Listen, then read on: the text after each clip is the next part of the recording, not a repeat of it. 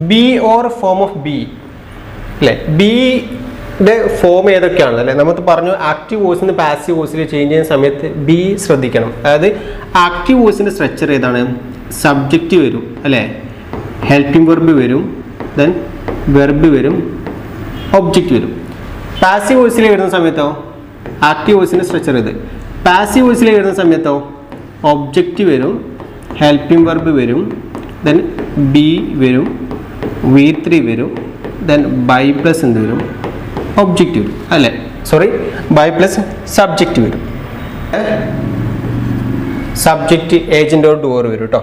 Then ഇവിടെ നമ്മൾ എന്താണ് തന്നിരിക്കുന്നത്? സബ്ജക്റ്റ് എന്ന് പറയുന്നത് subject of the active voice എന്നാണ് കേട്ടോ അതിൻ്റെ അർത്ഥം.